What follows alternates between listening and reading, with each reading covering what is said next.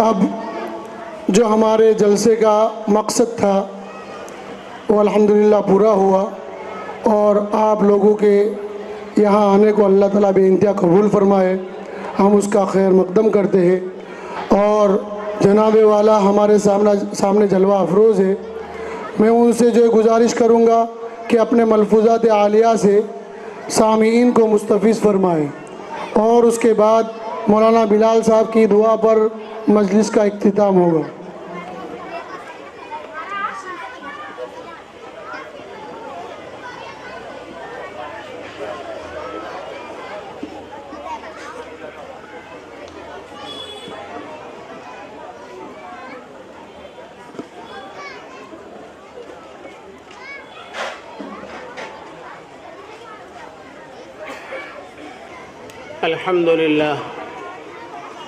الحمد لله وكفى وسلام على عباده الذين اصطفى أما بعد فأعوذ بالله من الشيطان الرجيم بسم الله الرحمن الرحيم يا أيها الذين آمنوا قوا أنفسكم وأهليكم نارا وقودها الناس والحجارة عليها ملائكة غلاظ شداد لا يعصون الله ما أمرهم ويفعلون ما يؤمرون صدق الله العظيم۔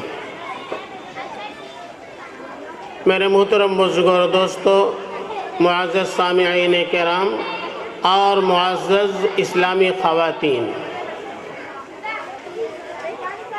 ابھی آپ کے سامنے معصوم نونہال اور ننھے بچے اپنی توتلی زبان میں اپنی معصومانہ انداز میں پروگرام پیش کر رہے تھے۔ ہم نے اور آپ حضرات نے اس پروگرام کو دیکھا اور سماعت کیا۔ سب سے پہلے میں ان طلباء کے اساتذہ، ان کے والدین اور اس مدرسے اور مکتب کی انتظامیہ کو مبارکباد پیش کرتا ہوں کہ آپ حضرات نے اپنی محنت اور اپنی کوشش کے نتیجے میں اپنی آخرت کے لیے ایک بہت بڑا ذخیرہ بنا لیا۔ خاص طور سے ہماری وہ مائیں بہنیں جو اپنے گھر کی پوری ذمہ داری کو انجام دیتے ہوئے فکر کے ساتھ، کڑھن کے ساتھ اپنے بچے کو وقت پر مکتب میں لاتی ہیں اور مکتب سے لے جاتی ہیں۔ مرد حضرات تو اپنے دکان، کاروبار، چیزوں میں مشغول ہوتے ہیں، لیکن ہماری مائیں بہنیں خاص طور سے اس کا خیال رکھتی ہیں کہ گھر کے سارے کام کو آگے پیچھے کر کے جیسے ہی مکتب کا وقت ہوا اپنے بچے کو مکتب میں لے کر کے پہنچتی ہیں، اور جیسے ہی اس کا مکتب سے چھوٹنے کا وقت ہوتا ہے تو وقت کی پابندی کے ساتھ اپنے بچے کو لانے کے لیے مکتب میں پہنچ جاتی ہیں۔ اللہ ان ماں بہنوں کو جزائے خیر دے۔ ان کی محنتوں اور کوششوں کے نتیجے میں آپ نے دیکھا کہ وہ بچے جو مکتب میں الف با سیکھنے کے لیے آئے تھے، الف با سے جنہوں نے شروعات کی تھی، الحمدللہ ان بچوں نے ناظرہ قرآن کریم مکمل کر لیا۔ تو انتظامیہ، اساتذہ، ان کے والدین قابل مبارکباد ہیں۔ میں تہہ دل سے ان سب کو مبارکباد پیش کرتا ہوں۔ اب چونکہ پروگرام کے بعد چند باتیں آپ کے سامنے عرض کرنی ہے، اس سلسلے میں نے قرآن پاک کی ایک آیت آپ کے سامنے پیش کی ہے۔ اللہ تبارک و تعالیٰ نے قرآن کریم میں فرمایا، یا ایھا الذین آمنوا قوا انفسکم واہلیکم نارا۔ اللہ تبارک و تعالیٰ نے قرآن پاک کی اس آیت کے اندر مسلمانوں کو ایک میسج، ایک پیغام دیا ہے۔ وہ پیغام کیا ہے اس کو سمجھنے سے پہلے یہ عرض کر دوں کہ اللہ تبارک و تعالیٰ نے اس پیغام کو دینے کے لیے بہت پیارا اور خوبصورت انداز اپنایا۔ اللہ رب العزت نے ایمان والوں کو مخاطب کرتے ہوئے کہا، یا ایھا الذین آمنوا، اے میرے وہ بندے جو ایمان لائے، اے میرے ایمان والے بندو، آپ غور کریں کہ اس میں کتنا پیار ہے، کتنی شفقت ہے۔ اس کا اندازہ آپ کو اس سے ہوگا کہ ایک باپ اپنے بیٹے کو کسی چیز کا حکم کرے تو ایک طریقہ تو یہ ہے کہ اس کا نام لے کے پکارے، عبداللہ یہاں آؤ، عبد الکریم یہاں آؤ، یہ کام کرو۔ اور ایک طریقہ یہ ہے کہ اس کا جو تعلق ہے اس تعلق کے اظہار کے ساتھ اس کو پکارے، مثلا یہ کہے بیٹا یہاں آؤ اور یہ کام کرو۔ تو عبداللہ عبد الکریم کہنے میں وہ پیار، وہ شفقت نہیں ہے جو بیٹا کہہ کر مخاطب کرنے میں شفقت اور پیار ہے۔ اسی طرح اللہ تبارک و تعالیٰ نے ایمان والوں کو یا ایھا الذین آمنو کہہ کے ایمان کا جو رشتہ، جو تعلق ہمارے خالق و مالک سے ہے، اللہ نے اس رشتے کا حوالہ دیتے ہوئے ہمیں اور آپ کو مخاطب کرتے ہوئے یوں کہا یا ایھا الذین آمنو، اے میرے ایمان والے بندو۔ پیار اور شفقت کے ساتھ اللہ نے ہمیں پیغام کیا دیا؟ پیغام دیا قوا انفسکم واہلیکم نارا، اے ایمان والو اپنے آپ کو اور اپنے اہل و عیال کو جہنم کی آگ سے بچاؤ۔ کیسی آگ؟ وقودها الناس والحجارہ، جس کا ایندھن لکڑی نہیں ہوگی، کوئلہ نہیں ہوگا، بلکہ اس کا ایندھن کیا ہوگا؟ وقودها الناس والحجارہ، انسان اور پتھر اس آگ کا ایندھن ہوں گے۔ پتھروں سے اس آگ کو دہکایا جائے گا اور اس کے بعد انسان کو اس میں ڈالا جائے گا۔ فرمایا اللہ رب العزت نے اس آگ سے اپنے آپ کو اور اپنے گھر والوں کو بچاؤ۔ آگے فرمایا علیہا ملائکۃ غلاظ شداد لا یعصون اللہ ما امرہم، اس پر ایسے فرشتے مقرر ہیں جو انتہائی تندخو ہیں، سخت مزاج ہیں۔ ایسا نہیں کہ جب کسی انسان کو کوئی سزا دینا ہو، آگ میں ڈالنا ہو تو انہیں رحم آ جائے، شفقت آ جائے اور ترس کھا کر اس کو چھوڑ دیں، نہیں، تندخو ہیں، سخت مزاج ہیں، انہیں رحم آنے والا نہیں، انہیں پیار آنے والا نہیں۔ اور آگے فرمایا لا یعصون اللہ ما امرہم، اللہ رب العزت کے حکم کی وہ نافرمانی نہیں کرتے، وَيَفْعَلُونَ مَا يُؤْمَرُونَ، اللہ کی طرف سے انہیں جو حکم دیا جاتا ہے اس حکم کو پورا کرتے ہیں۔ اللہ نے جس کام کو جس طریقے پر، جس انداز میں، جس وقت میں جتنا کرنے کے لیے کہا ہے، فرشتے اس کام کو اسی وقت میں، اسی انداز پر اور اتنا ہی کرتے ہیں۔ ایسا نہیں کہ بی ایم سی والے گھر توڑنے کے لیے آئے تو آپ آ کر کھڑے ہو گئے اور چپکے سے بند مٹھی ان کے ہاتھ میں دے دیا اور کہا بھائی تیری بھی مجبوری ہے، میری بھی مجبوری ہے، ایک کام کر، گھر کا ایک کونا توڑ دے، فوٹو نکال لے جا کے دکھا دے، تیرا بھی کام ہو جائے گا، میرا بھی کام ہو جائے گا۔ تو ایسا نہیں، اس لیے فرمایا کہ وہ فرشتے غلاظ شداد لا یعصون اللہ ما امرہم، انتہائی تندخو ہیں، سخت مزاج ہیں، انہیں رحم بھی نہیں آئے گا، شفقت بھی نہیں آئے گی، اور اللہ نے جس کام کو جس طریقے سے کرنے کے لیے کہا ہے ذرہ برابر اس طریقے میں کمی بھی نہیں آنے دیں گے، اس حکم کو پورا کر کے رہیں گے۔ تو اللہ نے اس آیت کے اندر پیغام کیا دیا؟ قوا انفسکم واہلیکم نارا، اپنے آپ کو اور اپنے گھر والوں کو جہنم کی آگ سے بچاؤ۔ اس آیت سے پہلی بات تو یہ معلوم ہوئی قوا انفسکم، سب سے پہلے ہم سب پر جو ذمہ داری ہے وہ ہماری اپنے آپ کی ہے۔ ہماری قبر، ہماری آخرت کا کیا؟ جس دن ہم قبر میں ہوں گے فرشتہ ہمارے پاس سوال کرنے کے لیے آئے گا، بیوی، بچے، آل اولاد، رشتہ دار، دوست، دشمن، گھر والے، محلے والے، کوئی ہمارا ساتھ دینے والا نہیں ہوگا۔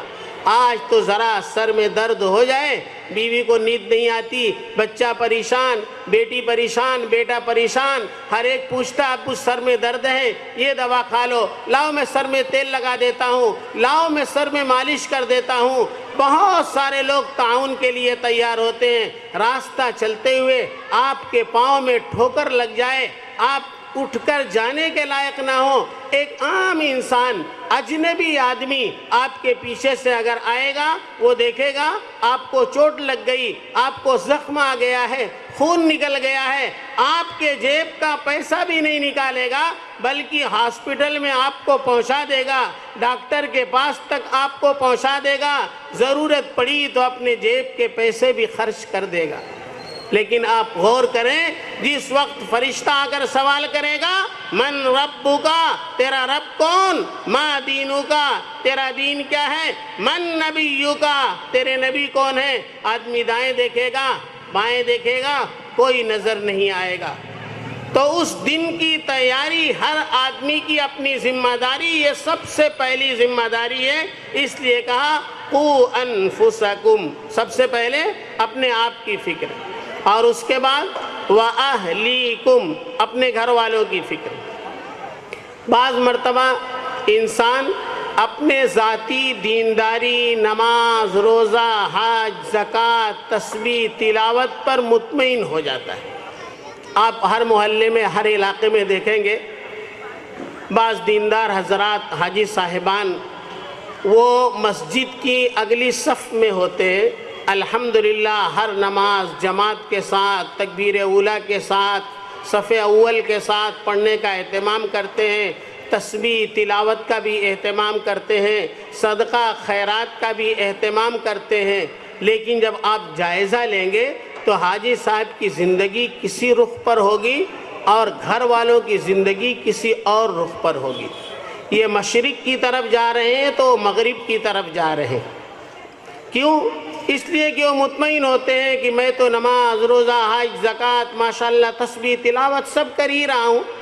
تو اللہ رب العزت نے فرمایا قو انفسکم واہلیکم نارا، تمہارا خود کا ذاتی عمل، ذاتی زندگی اور ذاتی عبادت یہ نجات کے لیے کافی نہیں، بلکہ جو تمہارے دست نگر، جو تمہارے انڈر میں، تمہاری ماتحتی میں رہنے والے، کام کرنے والے ہیں، ان کی بھی فکر کرنا، کوشش کرنا، محنت کرنا، یہ تمہاری ذمہ داری ہے۔ ایسا نہیں کہ خود اگلی صف میں بیٹھ کر تسبیح تلاوت کر لیا اور گھر سے حاجی صاحب چپکے سے اٹھ کر کے آ گئے، گھر میں کوئی آدمی فجر کی نماز کے لیے اٹھا ہوا نہیں اور کسی آدمی کو فکر نہیں۔ بہت ضروری ہے کہ ہم اپنی فکر کرنے کے ساتھ اپنے اہل و عیال کی فکر کریں۔ جب لوگوں کو اس طرف متوجہ کیا جاتا ہے کہ حاجی صاحب، فلانے صاحب، سیٹھ صاحب، آپ ذرا گھر والوں کی، بچوں کی بھی فکر کرو، ان کی زندگی میں دین ضروری ہے، جیسے آپ کی زندگی میں دین ضروری ہے اسی گھر والوں کے لیے زندگی میں بھی دین ضروری ہے۔ تو وہ کہتے ہیں کیا کروں، میں تو کئی بار کہہ چکا ہوں بیٹا نماز پڑھ لیا کر، بیٹا کم سے کم جمعہ میں چلے جایا کر، نہیں جاتا، نہیں مانتا، وہ دوستوں کے ساتھ رہ کر کے خراب ہو گیا ہے، اس نے اپنی زندگی کا رخ الگ قائم کر لیا ہے، میں کہنے کا مکلف ہوں، کہہ دیتا ہوں، نہیں مانتا تو میں کیا کروں۔ آپ مزید سمجھانے کی کوشش کریں گے۔ اللہ نے اپنے حبیب امام الانبیاء جناب محمد الرسول اللہ صلی اللہ علیہ وسلم کو مخاطب کر کے کہا اِنَّكَ لَا تَهْدِي مَنْ أَحْبَبْتَ وَلَكِنَّ اللَّهَ يَهْدِي مَنْ يَشَاءُ، اے میرے حبیب آپ جس کو چاہیں اسے ہدایت نہیں دے سکتے ہیں، وَلَكِنَّ اللَّهَ يَهْدِي مَنْ يَشَاءُ، اللہ جس کو چاہیں گے اس کو ہدایت دیں گے۔ ہدایت کے مالک تو اللہ ہیں، لیکن ہدایت کی محنت کے مکلف ہم اور آپ اور سارے انسان ہیں۔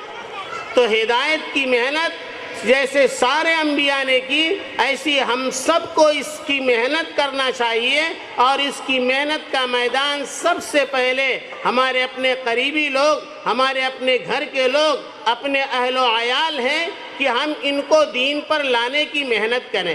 تو قرآن پاک میں اللہ نے فرمایا قو انفسکم واہلیکم، اپنے گھر والوں کو اور اپنے آپ کو جہنم کی آگ سے بچاؤ۔ علماء نے لکھا ہے اس کا مطلب یہ ہے کہ ان کو اور اپنے آپ کو دیندار بناؤ۔ اب سوال یہ ہے اگر یہی کہنا تھا تو اللہ رب العزت مسلمانوں سے کہہ دیتے خود بھی دیندار بنو، اپنے گھر والوں کو دیندار بناؤ، یہ کہنے کی کیا ضرورت تھی؟ قو انفسکم و اہلیکم نارا، آگ سے بچاؤ، اللہ نے یہ کیوں کہا؟ اللہ نے یہ اس لیے کہا ہماری محنت اور کوشش کی حد کیا ہے یہ بتانے کے لیے۔ کیا ہمارا مہینے دو مہینے میں ایک بار دو بار کہہ دینا کہ بیٹا نماز پڑھ لیا کرو، بیٹا جھوٹ مت بولا کرو، مہینے دو مہینے میں ایک بار کہہ دینے کے بعد ہماری نجات کے لیے کافی ہو جائے گا، ہماری جان چھوٹ جائے گی، چھٹکارا مل جائے گا؟ یہ بتانے کے لیے اللہ نے یہ تعبیر استعمال کی ہے کہ قو انفسکم و اہلیکم نارا۔ کیا مطلب؟ اللہ رب العزت کہتے ہیں کہ آگ سے بچاؤ۔ یہ کیوں کہا؟ اس لیے کہ آگ میں جلنے سے کیا تکلیف ہوتی ہے وہ ہر انسان کو اس کا خوب احساس ہے۔ اب اگر کسی انسان کا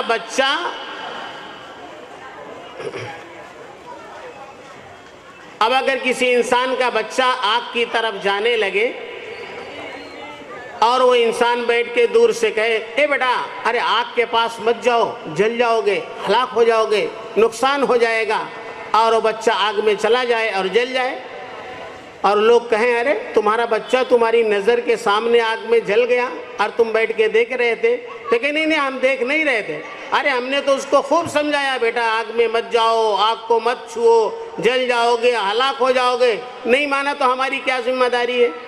تو اب بتائیے انسان کیا کہے گا کہ یا تو اس کا اسکرو ڈھیلا ہے، دماغ خراب ہے، ورنہ یہ باپ نہیں۔ کیسا باپ اور کیسی ماں جس کی نظر کے سامنے اس کی اولاد آگ میں جل جائے اور یہ اس کو بچانے کے لیے اپنی جگہ پر بیٹھا ہوا یہ سمجھاتا رہے کہ آگ کے پاس مت جاؤ، آگ کو مت چھوؤ۔ ارے ماں ہونے کا، باپ ہونے کا تقاضا یہ تھا، ذمہ داری یہ تھی، پیار و محبت کا تقاضا یہ تھا، یہ دوڑ کر اسے اٹھا لیتا، گود میں اٹھا لیتا، نہیں مانتا، ایک جھاپڑ اس کو رسید کرتا، لیکن اپنی نظروں کے سامنے اسے آگ میں جلنے نہیں دیتا۔ بیٹا تو بیٹا، ہم دیکھیں جانور کا بچہ، بلی کا بچہ ہو اور وہ آگ کے پاس جانے لگے، ہم کو احساس ہو جائے کہ یہ بچہ جل جائے گا، تو کیا ہم اور آپ اس کو جلنے دیں گے؟ نہیں جلنے دیں گے۔ حالانکہ جس پڑوسی کی بلی ہے اس سے اپنی بات چیت بھی نہیں ہے، لیکن پھر بھی اس بلی کو آگ میں جلنے نہیں دیں گے۔ کیوں؟ جلنے کی تکلیف کا ہمیں اور آپ کو احساس۔ اللہ نے قرآن کریم کی اس آیت کے ذریعے سے بتایا دنیا کی آگ جسے میں انسان کا جلنا تو درکنار، ایک معمولی مخلوق بلی کا بچہ جلے یہ تمہیں گوارا نہیں، تو تم اس جہنم کی آگ جو دنیا کی آگ سے 70 گنا زیادہ ہے، کل تم اس آگ میں جلو یا تمہاری اولاد اس آگ میں جلے، یہ تم کیسے گوارا کر سکتے ہو؟ اگر اس آگ میں جلنا گوارا نہیں ہے تو اپنی اولاد کو دین کی طرف لانے کے لیے اتنی ہی محنت اور کوشش کرنا ضروری ہے جتنی محنت اور کوشش اپنی اولاد کو آگ سے بچانے کے لیے کرتے ہو۔ اب ہم اندازہ لگائیں کہ اللہ رب العزت نے جو جتنا بچانے کے لیے کہا ہے اتنی ہم محنت کرتے ہیں کہ نہیں کرتے ہیں؟ اگر نہیں کرتے ہیں کل اللہ کے دربار میں اس پر ہم جواب دہ ہوں گے۔ ہم بارہا اس بات کو بولتے، سنتے، سوچتے بھی ہیں، ماں باپ کے حقوق، ماں باپ کے حقوق، ماں باپ کے حقوق۔ کبھی یہ بھی سوچا اولاد کے حقوق؟ سارا حق ماں باپ ہی کا ہے کیا اولاد کے اوپر؟ اولاد کا کوئی حق ماں باپ کے اوپر نہیں ہے۔ ایک مرتبہ صحابہ کرام نے اللہ کے رسول صلی اللہ علیہ وسلم سے پوچھا قد علمنا ما حق الوالد علی الولد، اے اللہ کے رسول ایک باپ کا اس کی اولاد پر کیا حق ہے یہ تو ہم جانتے ہیں، فما حق الولد علی الوالد، بچے کا اپنے والد پر کیا حق؟ بچے کا اپنے والد پر کیا حق ہے؟ اللہ کے رسول صلی اللہ علیہ وسلم نے فرمایا ان یحسن اسمہ ویحسن ادبہ، اس کا اچھا سا نام رکھے اور اس کی بہترین تربیت کرے۔ اگر نہیں کیا تو اس کا نتیجہ کیا ہوگا؟ چونکہ وقت بڑا کم ہے، بہت مختصر میں بات عرض کر رہا ہوں. ایک مرتبہ حضرت عمر فاروق رضی اللہ تعالیٰ عنہ کے دربار میں ایک شخص آئے اور اپنے ساتھ میں اپنے بیٹے کو لے کر کے آئے اور کہا امیر المومنین یہ میرا بیٹا ہے, میری بات نہیں سنتا ہے, میں کوئی بات کہتا ہوں تو مانتا نہیں ہے بلکہ پلٹ کر الٹا جواب دیتا ہے, حالانکہ میں باپ ہوں, میرا بیٹا ہے, کیا میرے بیٹے کے اوپر کوئی حق نہیں؟ تو حضرت امیر المومنین عمر فاروق رضی اللہ تعالیٰ عنہ بیٹے پر ناراض ہو رہے تھے اور بیٹے کی طرف دیکھا اور کہا بیٹا یہ تمہارے ابو سچ کہہ رہے ہیں؟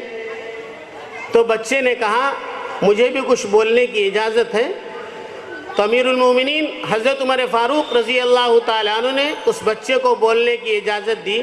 تو بچے نے کہا امیر المومنین یہ بتائیے سارے حق باپ کے ہی اولاد پر ہوتے ہیں کہ اولاد کا بھی کوئی حق باپ پر ہوتا ہے؟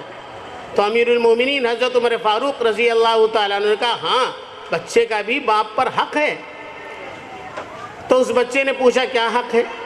تو امیر المومنین حضرت عمر فاروق رضی اللہ تعالیٰ عنہ نے چند حقوق بتائے کہ پیدا ہونے کے بعد اس کا اچھا نام رکھے, بلکہ شادی سے پہلے ہی جب عورت کا انتخاب کرے, دلہن کا انتخاب کرے تو دیندار عورت کا انتخاب کرے, دیندار عورت سے شادی کرے, اور جب بچہ پیدا ہو اچھا نام رکھے, اس کی اچھی تربیت کرے, قرآن کی تعلیم اس کو دلائے.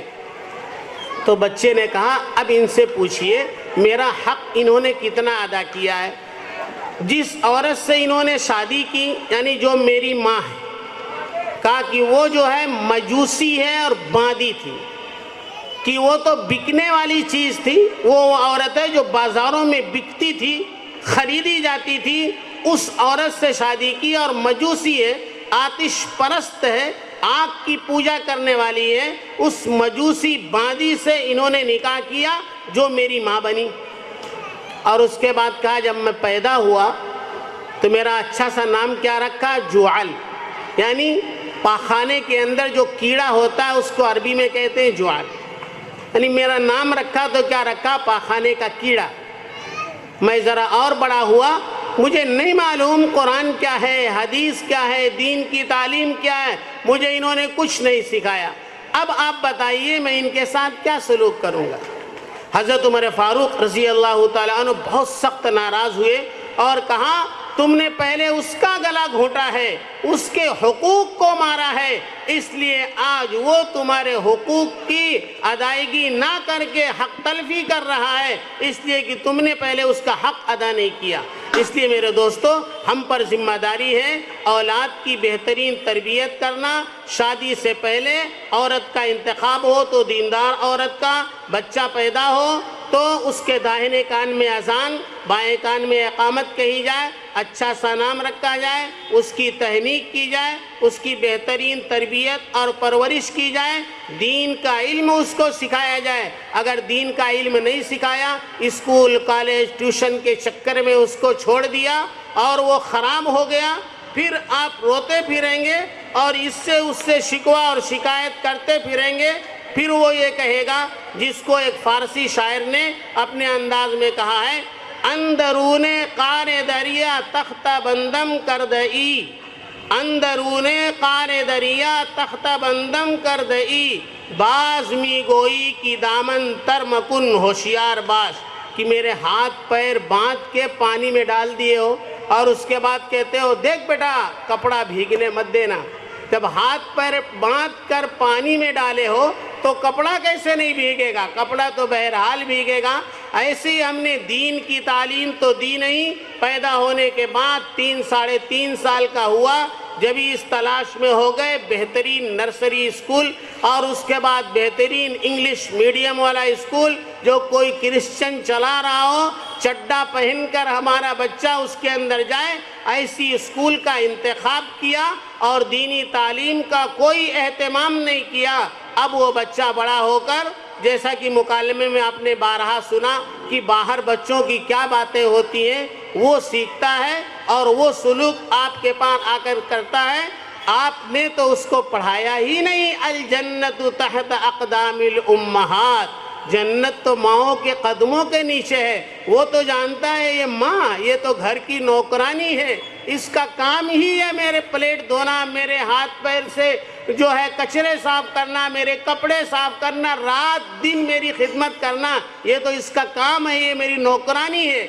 अगर वो मकतब में आया होता तब वो पढ़ता अल जन्नतु तहत अक़दामिल उम्महात, माँ ये घर की नौकरानी नहीं, इसके कदमों के नीचे जन्नत है। ये नाराज हो जाएगी तो जन्नत में दाखिला नहीं होगा। रिज़ा रब्बी फी रिज़ल वालिद, अल्लाह की खुशी वालिद की खुशी में है। वालिद नाराज हो जाएंगे, अल्लाह नाराज हो जाएगा, जन्नत का दरवाज़ा बंद हो जाएगा, जन्नत में दाखिला नहीं हो पाएगा। जब आप दीनी तालीम दिलाएंगे तब बच्चा अपने माँ बाप के हुकूक को पहचानेगा, भाई बहनों के हुकूक को पहचानेगा, अल्लाह और अल्लाह के रसूल के हुकूक को पहचानेगा। दीनदारी की ज़िंदगी गुजार कर खुद भी अपनी दुनिया और आखिरत को कामयाब करेगा और आपके लिए भी बेहतरीन ज़ख़ीरा साबित होगा। हदीस में है इंसान मर जाता है, उसके सिलसिला ख़त्म हो जाता है, नेकियों का 3 चीज़ें बाकी रह जाती हैं, उसमें से एक चीज़ है वलदुन सालिह, नेक औलाद। आप अपनी कब्रों में होंगे, आपका बच्चा कुरान पाक की तिलावत मस्जिद में कर रहा होगा, मस्जिद में बैठकर अल्लाह के सामने अपनी आंखों से गरम गरम आंसू टपका रहा होगा, तो यकीनन अल्लाह रब्बुल इज़्ज़त की रहमत मुतवज्जे हो जाएगी। हज़रत ईसा अलैहिस्सलाम एक कब्र से गुजरे, देखा कब्र वाले को अज़ाब हो रहा है, फिर बाद में वहाँ से गुजर हुआ तो देखा कि अज़ाब नहीं हो रहा है। हज़रत ईसा अलैहिस्सलाम ने कहा ये कब्र में जाने के बाद ऐसा कौन सा काम कर लिया कि अज़ाब कब्र से इसको निजात मिल गई। चंद दिनों पहले जब हम यहाँ से गुजरे थे तो इसको अज़ाब हो रहा था, आज अज़ाब नहीं हो रहा। अल्लाह से पूछा ऐ अल्लाह इसने कब्र में जाकर ऐसा कौन सा अमल कर लिया कि अज़ाब कब्र इससे हट गया। अल्लाह की तरफ से बताया गया जब इसका इंतकाल हुआ तो इसकी माँ पेट से थी, वो बच्चा पैदा हुआ, माँ ने मेहनत की, कोशिश की और ले जाकर मकतब में उस्ताद के पास बैठाया और उस्ताद ने कहा बेटा पढ़ो बिस्मिल्लाहिर्रहमानिर्रहीम। जिस दिन बच्चे की ज़बान से बिस्मिल्लाहिर्रहमानिर्रहीम निकला, अल्लाह कहते हैं वो इंसान जिसकी औलाद ज़मीन पर मुझे रहमान कह रही हो, रहीम कह रही हो और उसके बाप को मैं ज़मीन के अंदर आज़ाब दूँ, ये मेरी शान रहमानियत के ख़िलाफ़ है। रहमान और रहीम होने की जो मेरी शान है ये उसके ख़िलाफ़ है। मुझे गैरत आई, इसका बेटा तो मुझे रहमान और रहीम कह रहा है और मैं उसके बाप को अज़ाब दूँ। उसी दिन से मैंने उसके अज़ाब को दूर कर दिया। क्या किया था बेटे ने? हाफिज़ कारी आलिम नहीं बना था, बिस्मिल्लाहिर्रहमानिर्रहीम पढ़ा था। आप कुर्बान जाइए जिनकी औलादों ने पूरा कुरान पाक का नाज़िरा मुकम्मल किया होगा, क्या कुछ अल्लाह की रहमतें बरकतें उन पर उनके घर वालों पर मुतवज्जे होंगी। अल्लाह रब्बुल इज़्ज़त हमें इसकी कदरदानी की तौफ़ीक़ अता फ़रमाए। आप हज़रात के प्रोग्राम दिखाने का मकसद ये था कि जैसे असातिज़ा फ़िक्रमंद हैं, सरपरस्त और इंतज़ामिया फ़िक्रमंद है, ऐसी आप हज़रात भी फ़िक्रमंद हो जाएं। मोहल्ले में एक बच्चा ऐसा ना रहे जो मकतब की तालीम ना ले रहा हो। हम ढूंढ ढूंढ कर एक एक बच्चे को मकतब में पहुँचाएँ ताकि हमारा मोहल्ला और हमारा मुआशरा दीनदारी वाला माहौल मुआशरा हो, हम सबको दीन पर चलना आसान हो जाए। अल्लाह पाक हम सबको अमल की तौफ़ीक़ अता फ़रमाए, क्योंकि इससे ज़्यादा कुछ कहने के लिए वक्त में गुंजाइश नहीं।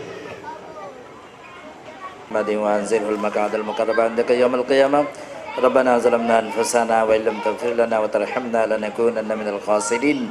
रब्बना आतिना फ़िद दुनिया हसना व फ़िल आखिरति हसनतन व क़िना अज़ाबन नार। रब्बना ला तुज़िग़ क़ुलूबना बअद इज़ हदैतना व हब लना मिन लदुनका रहमा इन्नका अंतल वहाब। ए अल्लाह हमारे गुनाहों को माफ़ फरमा, हमारे माँ बाप के, हमारे भाई बहनों के, हमारे अज़ीज़ अक़रबा के और पूरी उम्मत के सारे कसूरों को तू माफ़ फरमा। उम्मत की जान माल इज़्ज़त आबरू की हिफाजत का फ़ैसला फरमा। पूरी उम्मत के साथ रहम का, करम का, फ़ज़ल का, आफ़ियत का, सत्तारियत और गफ़ारियत का, सहूलतों का मामला फरमा। तमाम परेशानी हल की परेशानियों को तो दूर फरमा। तमाम बीमारियों को शफ़ाए कुल्ली قبولی عطا فرما، تمام مقروضوں کو بارکرت سے سبکدوش فرما۔ اے اللہ برادران وطن کی ہدایت کا فیصلہ فرما، امن امان کا فضا قائم کرنے کا فیصلہ فرما، بد امنی اور بے امنیوں کو ختم کرنے کا فیصلہ فرما۔ اے اللہ اقوام عالم کی ہدایت کا فیصلہ فرما، ذریعہ اور بہانے کی طرح ہم سب کو تو قبول فرما۔ اے اللہ ہمارے بچوں کی، ہمارے بچیوں کی، اے اللہ ہمارے ماں بہنوں کی، اے اللہ ہمارے بہو بیٹیوں کی عزت عفت کی حفاظت کا فیصلہ فرما۔ اے اللہ ان ننھے ننھے بچوں کی اللہ یہودیت سے، نصرانیت سے، نفسانیت سے، سماجیت سے، ریاضیت سے، اے اللہ تمام رذائل سے اے اللہ تو اپنے فضل سے حفاظت کا فیصلہ فرما۔ ہمارے تمام مساجد کی، مدارس کی، مراکز کی، مکاتب کی، دین کے سارے ٹھہرانوں کی حفاظت کا فیصلہ فرما۔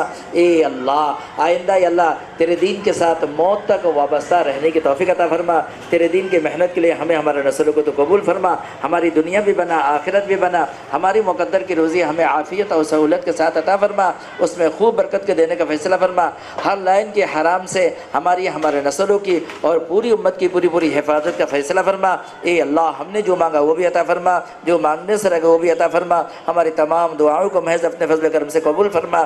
وصلی اللہ تعالی علی خیر خلقہ ونور عرشہ سیدنا محمد وآلہ واصحابہ اجمعین برحمتک یا ارحم الراحمین۔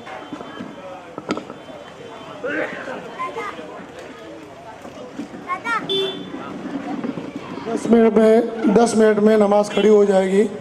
حضرات وضو سے جلد از جلد فارغ ہو جائے، اور جو حضرات باوضو ہے وہ صفوں میں بیٹھ جائے۔